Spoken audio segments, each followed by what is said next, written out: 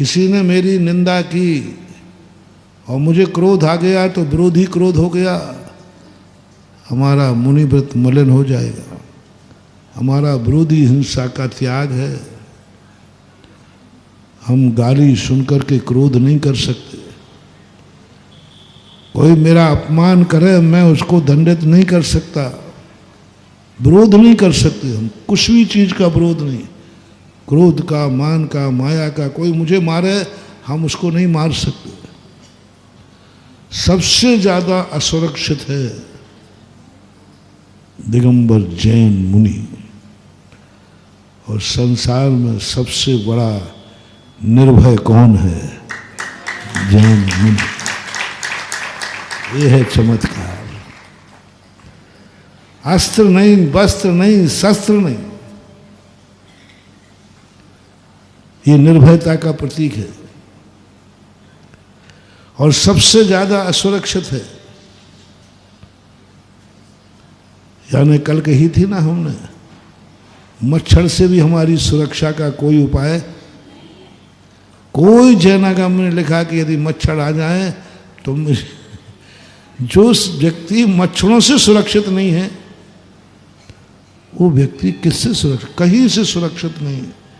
और सबसे ज्यादा निर्भय है दिगंबर जैन मुनि। सबसे ज्यादा अभाव में कौन जीता है? जिसके पास कुछ भी नहीं है। संसार में दिगंबर जैन मुनि बराबर फक्कड़ कोई नहीं। सबके पास कुछ ना कुछ है, कुछ ना कुछ तो है। कपड़ा है, कुछ खा, कुछ ना कुछ है। दुनिया में कोई व्यक्ति नहीं जिसके पास कुछ ना कुछ हो। सब दिगंबर मुनि के पास कुछ भी नहीं है। और सबसे ज्यादा ठाट बाट किसके है?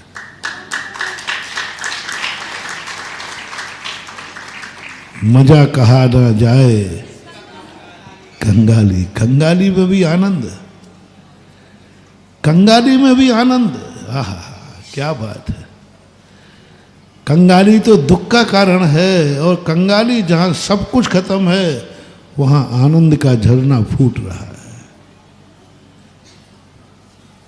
पहले ये तुम गाते थे तो मैं समझता था ये भजन ठीक नहीं है, गाली है। तो मजा खा ना जाए, हाँ। तो इसमें फिर बाद में मुझे सब पता चला कि कभी कभी गालियां भी अपनों को दी जाती हैं और सामने वाला गालियां सुनकर के खुश होता है। गाली एक शादी विवाह में गाई जाती, जिनको गाली ही बोलते, गारी गारी है,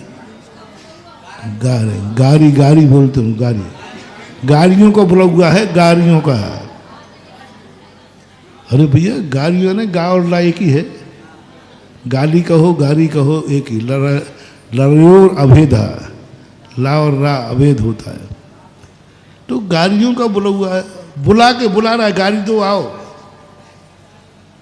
जिसको बुलाया जा रहा है, जो बुलाता है वो गाड़ी सुनने के बुलाता है, गाड़ी दो।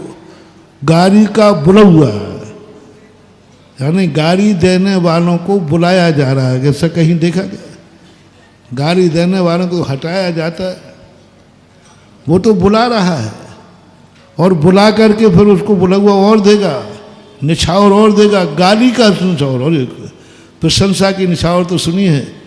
किसी ने हमारी प्रशंसा की, भैया हम खुश हैं आपसे, लेकिन एक संसार में नीति है गालियों का बुला हुआ है।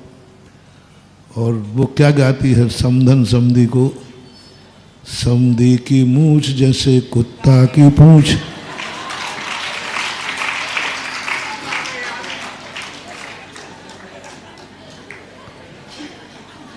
अब बताओ मूछ को क्या बना दिया? और ब्याई जी इतने खुश हुए, इतने खुश हुए कि 100 का नोट निकाल कर ब्याई जी को दिया। मजा आ गया, मजा आ गया।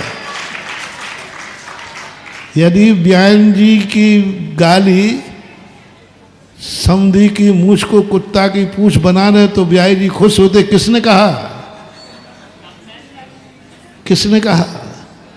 समधन ने।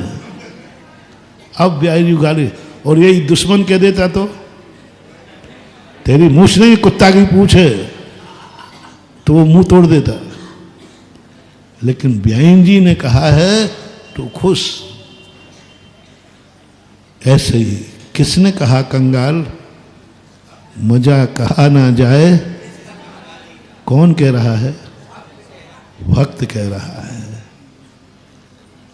भक्त कह रहा है। तो साधु भी सुनकर के आनंद में झूम जाता है। वाह, ये प्रशंसा है कि निंदा है? ये प्रशंसा है कि निंदा है? इससे बड़ी कोई दुनिया में प्रशंसा नहीं हो सकती। पूरी रामायण के अंदर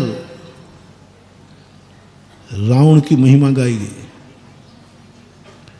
रावण का वैभव बताया, रावण को शक्तिशाली बताया, रावण को वैभवशाली बनाया, रावण को सबसे पूर्ण बताया, और रामचंद्र जी को सबसे ज्यादा दुखी, शक्तिहीन, सब कुछ बताया, भूमि गोचरी, सब कुछ बताया। तो क्या ये रामचंद्र जी का अपमान नहीं है? क्या रावण की प्रशंसा नहीं है? जितना देखो, रावण जब चलता था पृथ्वी कांपती थी। रावण के यहाँ बहुरूपिया विद्या सिद्ध थी, सोने की लंका थी, काल को अपनी पार्टी में बांध के रखता था। ये सब चीजें उसमें आती है। अरे तुम रामायण लिख रहे हो कि रावणायण लिख रहे हो? यही कहलाता ख्याति काव्य। ये प्रशंसा की, खूब खूब प्रशंसा की,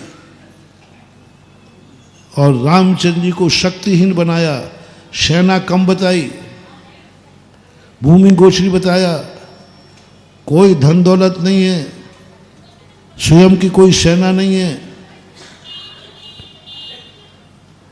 अब देखना, ये दोनों चीजें विरोधी हैं।